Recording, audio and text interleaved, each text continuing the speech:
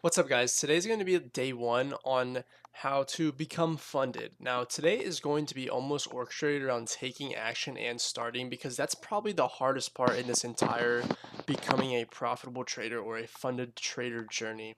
Now, why is it the hardest part? Because the hardest part is there's no boss. You don't necessarily have a boss to make sure you're doing the work or someone holding you accountable.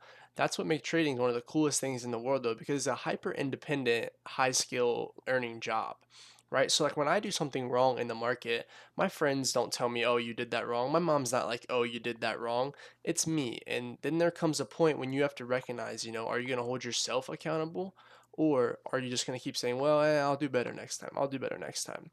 And it also comes with the the learning aspect of trading too, because like no one's gonna teach you the things. Like no one's like, okay, you have to go learn this in order to be successful. You have to figure out it yourself. What do you have to do? You have to load up YouTube. You have to watch videos like this one. You have to take notes in your thing like this.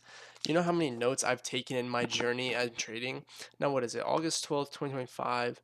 I started trading options probably back in early high school, like junior year. I'd mess around with options here and there, early sophomore, never consistent though, lost some money doing that. And then around senior years when I got into like what was it called, CFDs back in the day with like TJR and stuff of that. So I messed with that a little bit. And then around October of freshman year of college, I really started to hone in on my skill and I really wanted to make it work and get to where I am today. So what did I do?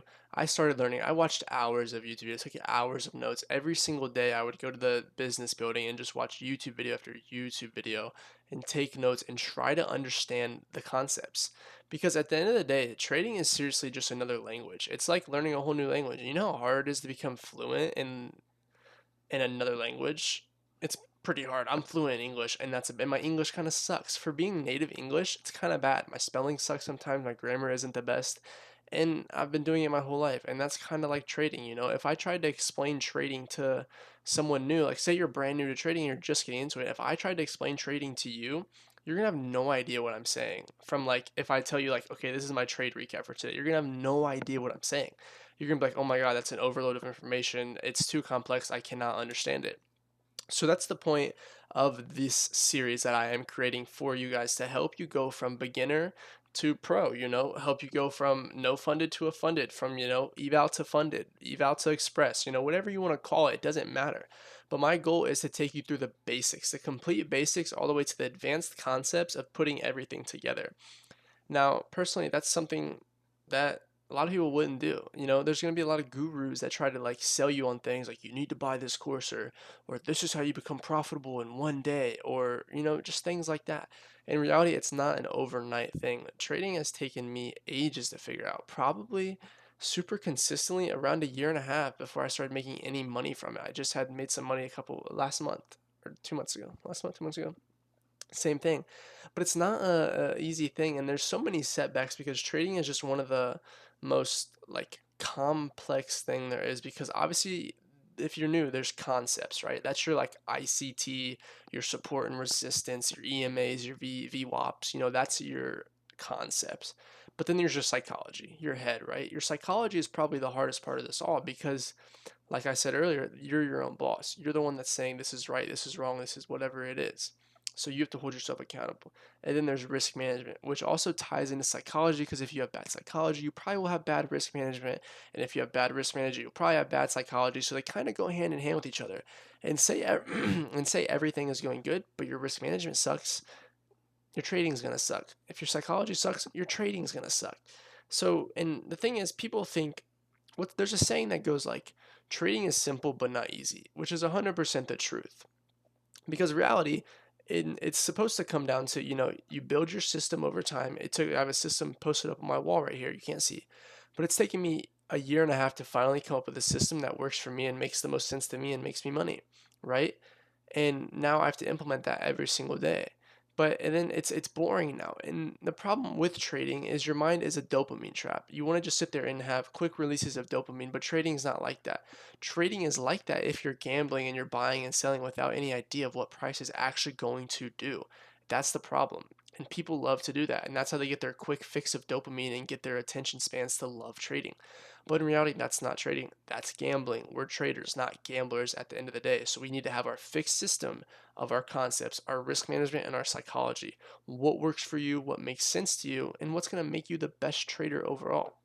So enough with the yap. That's kind of my goal, is to help you become the best trader you can, to teach you these concepts in the easiest ways to understand, because sometimes when I was watching the YouTube videos back in the day, I just couldn't understand things. Things just didn't make sense to me. And I feel like I've done well enough in helping others be able to understand these complex ideas in more simple terms, and not have to know, well, this is because the hedge fund is moving this way. This is why this is going to do this, because you need to wait for this. It doesn't need to be that complex. It just needs to be very simple and make sense to you. And that's the thing. There's no reason for something to be so hard. And like the reason you're probably like wanting to become a day trader too is you want to make, quick easy money. Now, is that the reality? Let's be real here. Is there anything in life you can really do where you're going to make quick easy money in like a snap of a finger? No, let's be logical here. And to think trading is kind of one of those things too is kind of not like a disgrace, but it's the complete opposite. Trading is one of the things that it's like a college degree. That's what I love to tell people. It's like a college degree. Say you're going to college and have your like bachelor's in, business admin or marketing. We'll say marketing.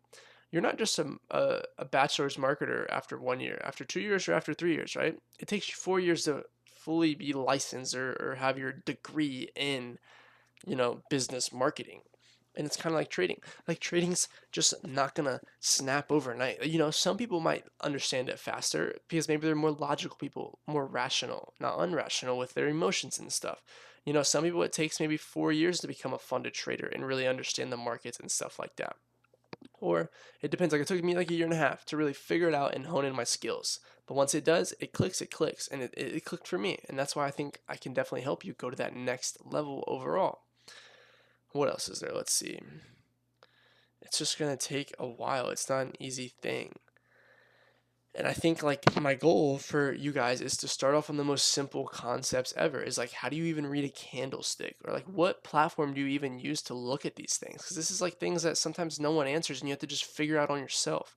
Like when I first started, I bought this 100K account for $500. I spent all my money on this account, all my Christmas money on this account, and I had no need to be trading that much. I had no idea what I was doing. I just thought, oh my gosh, 100K account, and I almost blew it right away. And then the platform ended up like getting rug pulled, and I lost all my money there. And I lost multiple amounts of money like that overall. And it's just, I don't know, trading is one of the coolest things ever. And the way, if you're so new into it and you don't even understand how it's possible to be a day trader, because some people are like, does it even work? Is it even real? I like to think of it like this. If you take your favorite sports team and they were to play themselves, so you had FC Barcelona versus FC Barcelona, or the Kansas City Chiefs versus the Kansas City Chiefs, and say team one has the full roster, everyone is healthy, playing their best football, soccer, whatever you want to call it. And you have team two, and team two is missing the quarterback, the running back, and two guys on defense. Now, if you were to sit and look at that and analyze the team, and you had to predict a winner, who do you think would win? You would say Team A is going to win. Why is Team A going to win? Well, okay, here comes our concepts. Well, they have Patrick Mahomes, they have the quarterback, they have the defense, they're healthy. Two, they're playing their best football. I'm super confident. Psychology, I'm super confident they will win. So I'm going to risk this amount on them. It's the same type of thing. And why do you think Team 2 is not going to win? So this will be like going long. So why would you not go short at this opportunity? Well, these guys are hurt, so they're less probable to win. The defense is hurt, less probable to win. Overall, they're probably just less probable to win over the other team. Now, think about this like this. Is there a chance that this other team could win? Definitely. The chance is slim, though. You have to weigh the odds, right? If you had team one versus team one and they were both even like this, there'd be a 50-50% chance. This team's fully healthy. Ooh, their probability goes up to 75%. This team's not healthy. Their probability goes down to 25%. So now if you had to put logical money on this, who do you think's going to win? Well, 3 out of 4 times this team's going to win. Or what? Like 7.5 out of 10 times this team's going to win. Now, there is that 3 times when this team might lose. It would be more like a 90-10. 9 times out of 10, this team's going to win. 1 time out of 10, this team's going to win. And logically, analyzing other things, you'd be like, and that's where you're going to place your money on. So you're like, okay, I'm going to go long in these market conditions because I'm comparing them to what should happen and what shouldn't happen. That's the easiest way I think it is to understand trading as a whole and as it is as a thing. So yeah, my plan with you guys is to help you go from the most basic understanding of trading to the most complex understanding and understanding all these concepts and different ideas overall. Now, I would love to see you back tomorrow for day 2.